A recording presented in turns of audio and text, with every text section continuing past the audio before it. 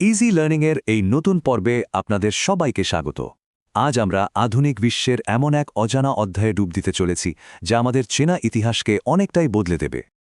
আচ্ছা, যদি আপনাকে প্রশ্ন করা হয় আমাদের এই আধুনিক বিশ্ব কিভাবে গড়ে উঠল, তাহলে আপনার মাথায় সবার আগে কোন ছবিটা ভেসে ওঠে? সম্ভবত কারখানা, উঁচু উঁচু বিল্ডিং আর ব্যস্ত শহরের ছবি, তাই না? হ্যাঁ, এটাই তো সেই শিল্পায়নের চেনা গল্প যা আমরা ছোটবেলা থেকে বইয়ের পাতায় পড়ে এসেছি। আমাদের মাথায় এটাই গেঁথে দেওয়া হয়েছে যে আধুনিকতার মানেই হল মেশিন আর বড় বড় শহর। কিন্তু কি হবে যদি আমি বলি আসল গল্পটা লুকিয়ে আছে সম্পূর্ণ ভিন্ন এক জায়গায়? যেমন ধরুন এই ছবির মতো বিশ্বের কোনো এক গভীর অরণ্যের ভেতরে। চলুন আজ সেই অনাবিষ্কৃত ইতিহাসের পথেই আমরা যাত্রা শুরু করি। প্রথমেই আমাদের বুঝতে হবে ইতিহাস লেখার সময় প্রায়শই কলকারখানা আর শহরের চাকচিক্যের বাইরে থাকা অর্থনীতিগুলোকে কেমন যেন পাশ কাটিয়ে যাওয়া হয়। আমরা যখন আধুনিক বিশ্বের কথা বলি তখন বনবাসী বা পশুপালকদের মতো সম্প্রদায়গুলোকে প্রায় ভুলে যায়। ভাবি তারা তো ইতিহাসের পুরনো অধ্যায়। কিন্তু এই কথাটা আমাদের মনে করিয়ে দেয় যে তারাও কিন্তু জাতির বিকাশের ঠিক ততটাই গুরুত্বপূর্ণ ছিল।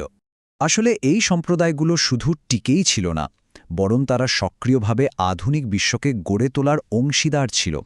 আর ঠিক এখানেই শুরু হয় একটা বড় সংঘাতের গল্প। বনকে দেখার দুটো সম্পূর্ণ আলাদা দৃষ্টিভঙ্গির মধ্যে এক তীব্র সংঘর্ষ। দেখুন, একদিকে ছিলেন স্থানীয় গ্রামবাসীরা, তাদের কাছে বন ছিল তাদের জীবন, তাদের বেঁচে থাকার সব কিছুর উৎস। জ্বালানি থেকে শুরু করে পশুখাদ্য, ফলমূল, ওষুধ সব আসত এই বন থেকেই। আর অন্যদিকে ঔপনিবেশিক শক্তি বনকে দেখত শুধুই একটা পণ্য হিসেবে। তাদের চোখে বনের একমাত্র দাম ছিল এর কাঠ, যা তাদের জাহাজ আর রেলপথ বানানোর জন্য ভীষণ দরকারি ছিল। ভাবুন তো, দুটো জগতের মধ্যে কি বিশাল একটা পার্থক্য। আর এই স্লাইডটা দেখুন, সেই চাহিদার বিশালতাটা স্পষ্ট বোঝা যাচ্ছে। রেলপথের বিস্তার আর জাহাজ তৈরির জন্য কাঠের চাহিদা তখন আকাশছোঁয়া। আর এই বিপুল চাহিদা মেটাতেই বনজ সম্পদের ওপর চাপানো হলো কঠোর সব নিয়মকানুন, যা স্থানীয় মানুষের জীবনযাত্রাকে একেবারে ওলটপালট করে দিয়েছিল। তো এই নতুন শিল্প চাহিদা আর কঠোর আইনগুলোর সরাসরি ফল কি হয়েছিল?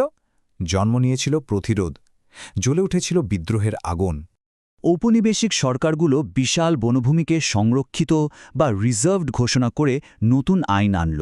এর ফলে স্থানীয় মানুষের বনে ঢোকা, শিকার করা বা তাদের প্রয়োজনের সম্পদ সংগ্রহ করার মতো হাজার বছরের পুরনো অধিকারগুলো কেড়ে নেওয়া হলো।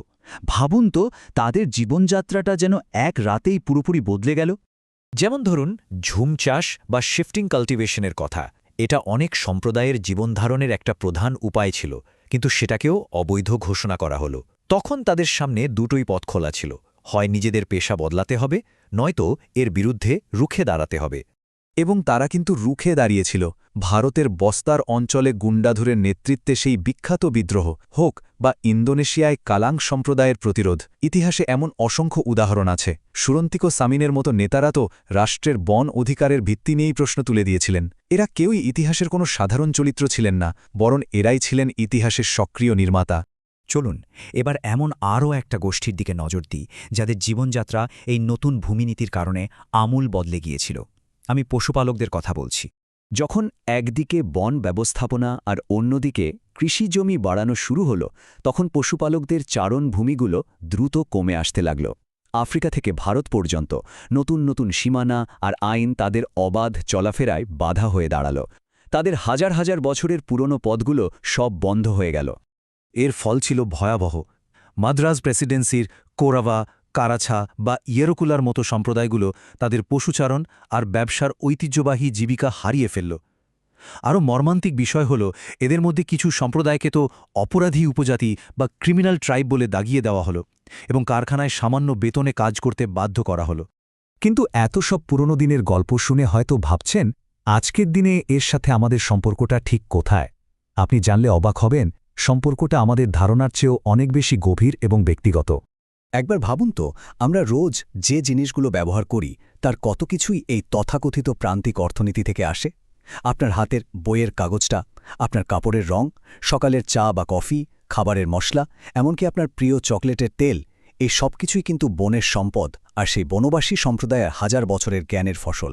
সুতরাং মূল কথাটা হল, এই মানুষগুলো ইতিহাসের প্রান্তে ছিল না। তাদের শ্রম, সম্পদ আর প্রতিরোধ ছাড়া আজকের আধুনিক বিশ্বকে হয়তো ভাবাই যেত না। তারা ছিলেন এবং এখনও আমাদের জীবনের কেন্দ্রবিন্দুতেই আছেন। এই পুরো বিশ্লেষণ শেষে তাই একটা প্রশ্ন স্বাভাবিকভাবেই উঠে আসে। একটা বনকে যখন আমরা কেবল কাঠ বা জমির উৎস হিসেবে না দেখে তার সমৃদ্ধ ইতিহাস, সংস্কৃতি এবং মানুষের জীবনের ধারক হিসেবে দেখি, তখন তার আসল মূল্য ঠিক কী দাঁড়ায়? আরও শিক্ষামূলক ভিডিওর জন্য আমাদের চ্যানেল ইজি লার্নিং সাবস্ক্রাইব করুন।